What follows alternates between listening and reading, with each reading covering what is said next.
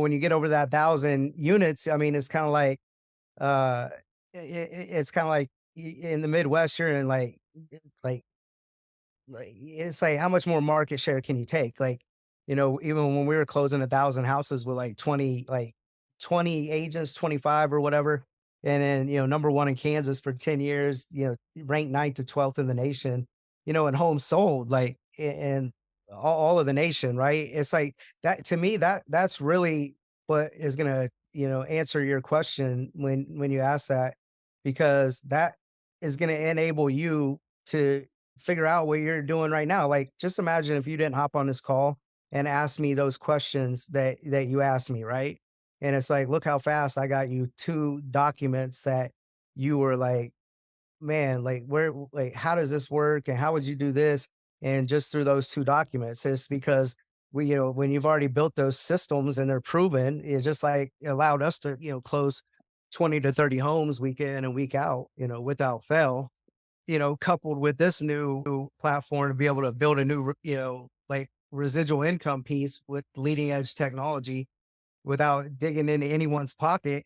That, I mean, that's amazing. It's like I wouldn't have gave you those documents before or been able to divulge that stuff with my other coaching company or whatever, or my real estate company would be like, we're not letting that out. But it's like being able to get our partners in to be able to do what we did is set up our marketing campaigns so that they're predictable and start consistently generating those leads, specifically the listing appointments, so you can control them. And so hopefully that starts to answer a little bit of your own questions. And then you were talking about the curation of content, and just if people haven't been in the real estate space within like 5 years or something like that, it's like they don't understand the market that we're going back into. And like, you are going to have to pick up the phone and influence people, and you are going to have to articulate yourself with a written word, and hopefully through video using dub was, the other video stuff that I was talking about with CRM grow.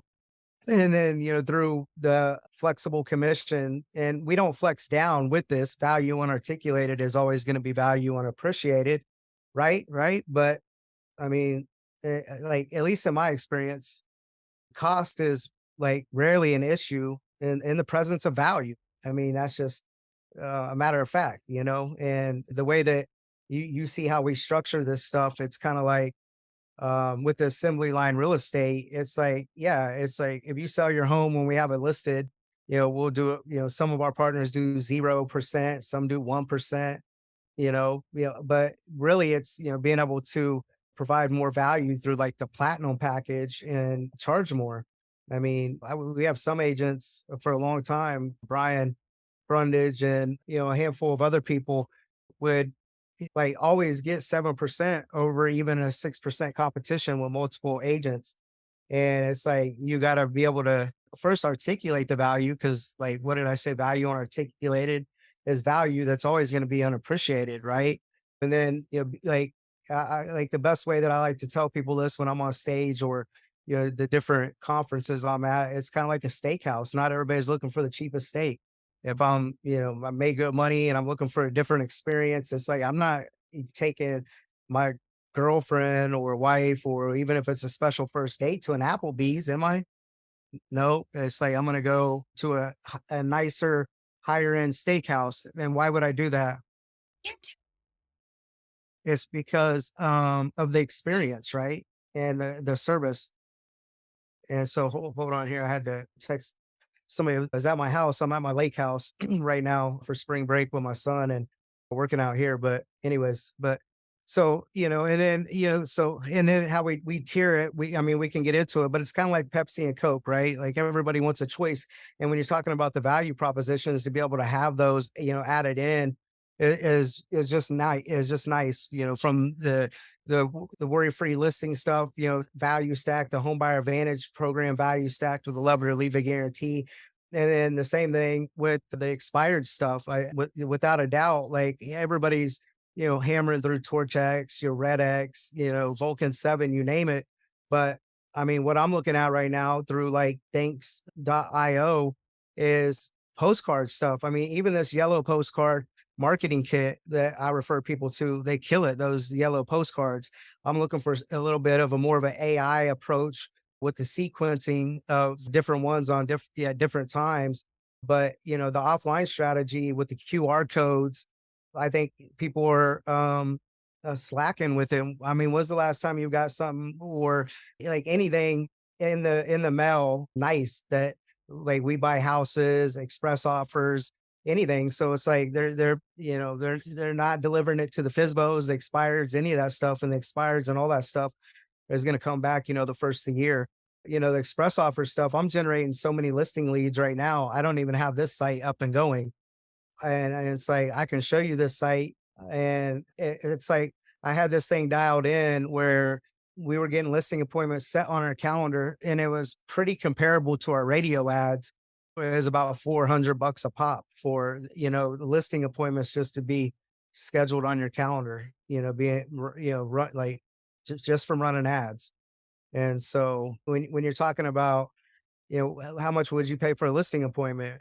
Right. And it's like you're talking about ISAs, you're talking about Google, Yahoo, Bing, like long time with the cash conversion cycle following up, all of that stuff. And it's like the 16,000 seller leads I have, I'm going to start hitting them and redirecting them back to that site with an offer, or I'm going to create a standalone page when I told you I was working on some other websites right now through AI Rainmaker with Frank Kern's stuff. But anyways, I'll talk to you a little bit about that later, but being able to even offer something like what Curbio, offers. I mean, it's like for a long time, when this company rolled out, obviously I'm in the alpha group, and it's like I knew they were coming. And I really didn't kind of blink no mind because it's like I'll use my own money, or we'll buy it. Like with express offers, it's like I'm certified. I use their marketing. Like I know how to work with their investors, but it's like we'll use our own money, our own people, right? But with this right here, if you're hitting some of these other lead sources that need to go traditional listing or whatever, but a good location, but they need a rehab and they don't have the money or whatever, it's like you can literally go in and get an inspection done with these guys and like a full remodel without even putting any money down. And the crazy part is you're not even paying any interest. Any interest. It's like you pay at closing. I mean, it's like the partnership deal that I got negotiated with them was phenomenal. And then when I learned when I learned that, I went back and it's like I should have been on some calls today with them, but I've done been on a lot of calls.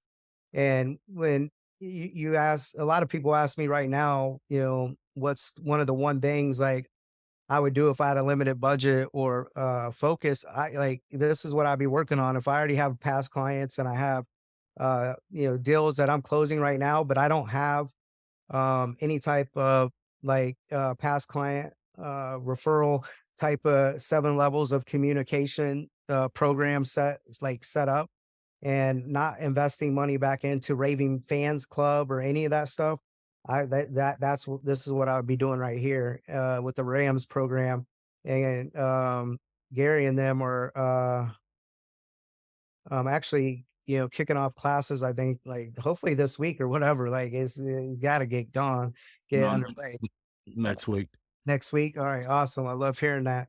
And so you're talking about teams that, because what I was doing when I swiped this program was piecing together something that I had built before that I had sold, and then I happened to find everybody had brought it back into this packet with this guy, and so I was like, man, everything's here. Granted, you're gonna make some changes to personalize some stuff to make it, yours or whatever, but I mean, at the end of the day it's all about lead generation, and then it turns into efficient follow-up because it's like when you put a loaf of bread in the oven, and it's like, well, we know when the timer goes off, the bread's not gonna get burnt, but then it's like when you got 216 ovens going, it's like, okay, this might be a lot to keep up with, but it's like, when you start talking about 2,500 leads, and it's like they're just sitting there, a lot of agents just think that that's um, like, it's like equity or something in a home, and it's like security because they have the leads sitting in there, and it's like, no, like they have a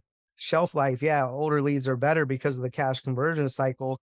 And then you work in that traffic's down right now, sales are down 40%. So then you got to go out and like get signed up with, Op City, my agent finder.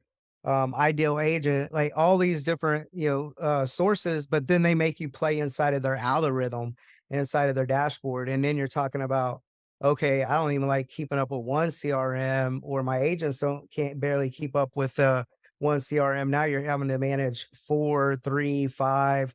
It's like then it's like what gets spawned next is the inside sales piece to that.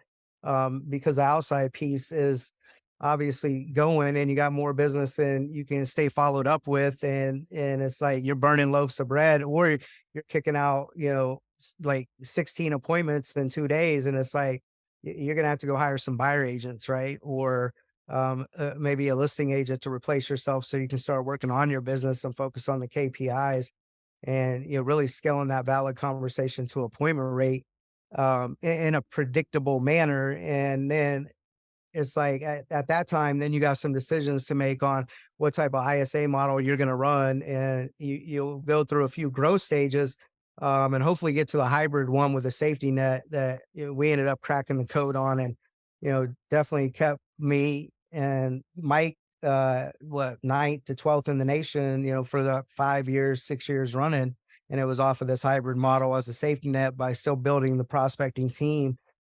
And then it's like you really, get into herding cats and babysitting when you're running a bunch of buyer agents.